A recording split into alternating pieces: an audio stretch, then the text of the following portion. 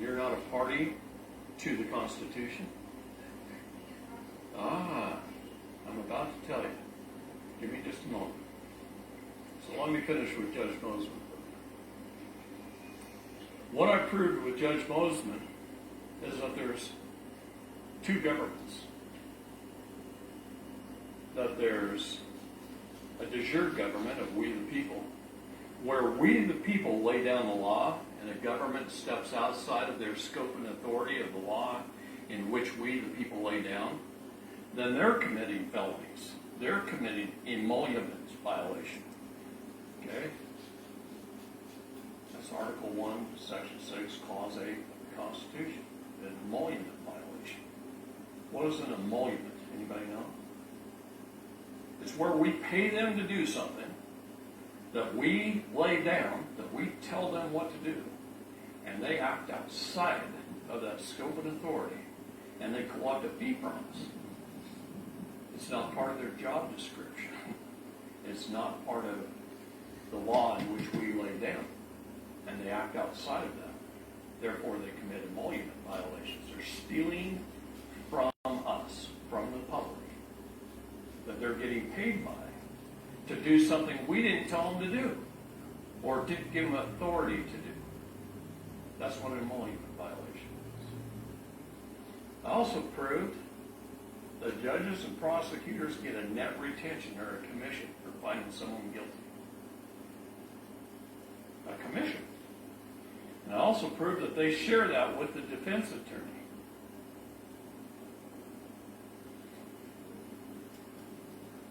For a guilty verdict. Now, what is a guilty verdict? What is a guilty verdict? What do they do when they arraign you? They want you to plead guilty or not guilty. Really? Did you know those are both commercial terms? Guilty and not guilty is both commercial terms. Did you know that on property, on land, industrial, commercial, and residential are all commercial terms? Who owns a house? And you don't. You don't own your house. The state owns your house. They can do anything they want with it. You know why? Because the county came along with a bunch of people who are compartmentalized legal idiots, and they stole your property on behalf of the state from you. And you didn't correct the errors, so therefore you acquiesced. I was telling you about Ken Cromer. His house was foreclosed on by the court. Kicked out of his house. He lived with somebody else. Through the mercy of someone else, him and his wife lived for 10 months somewhere else. And I got him back into his house. How did I do that? I helped him get his land back in under the original land patent and accept the grant deed, and no government can deny that or kick you out of your home if you own your property. It's called a superior title. Superior title. What's that? That's later on in the class. Okay. See, most people have a warranty deed. And a warranty deed is called an abstract of title. I used to own 20% of a title company, and I didn't know this. You want to own it. Have a real estate company, 2 mortgage companies, a building supply company, 3 development companies, a construction company with 96 employees. I had a specialty building supply company at one time. I was doing pretty well. And I didn't know all this, so they took it away from me. Took everything away from me. Sure. Sure. Did you know all mortgages in the United States are fraud? Every one of them. Every one is fraud. Did you know your mortgage was paid off?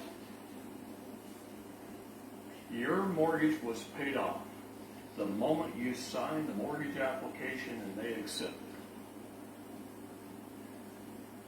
it. You know who paid it off? You did. See, you're not a debtor, you're a creditor. You just don't know. You don't know it. They want you to think you're a debtor and that you're indebted to them. Your signature paid off that loan immediately. And you don't know why, do you? Okay, I'm going to teach you guys why. I'm giving you, what I'm doing right here is it's called a tease. I'm teasing you with a lot of little things that we're going to cover later in depth. Okay? But I'm trying to wake you up right now. Wake you up to things you don't know. But you can go through this whole thing. And there's case law, supreme case law, everything of why you don't need a driver's license to drive. Okay? Now, there are 3 cases where you do need a driver's license. When you're hauling passengers for hire. Are you an Uber driver, Lyft driver, a taxi driver, a bus driver? You need a driver's license. Are you hauling goods or services for interstate commerce? A truck driver. You need a driver's license. Are you a public servant in the performance of your public duties? A cop, a fireman, driving a fire truck, whatever. An ambulance driver. You need a driver's license. But if you're just getting up in the morning, leaving your house, going to the store, going to work, going to a movie, coming home, doing whatever it is you do, you're in your private business affairs. You don't need a driver's license. That's what about a title? You don't own your car. You don't own a car. No, you don't. You have a certificate of title. You don't own your car either. The state owns it. See, here's the thing. All right, let's tell you a little story. I happen to like Chevy crew cab, long bed, Duramax diesel trucks because I like farming and ranching. Okay? Yeah. If I walk into a Chevy dealership, it's called an automobile dealership, right? It's not called a motor vehicle dealership because it's not a motor vehicle when they sell it to you. It only becomes a motor vehicle when you title, license, and register it. Before that, it's an automobile. It's private. Who was our first car insurance company in the United States? It was called Travelers Insurance. It was designed for travelers. That's what we are. We're travelers.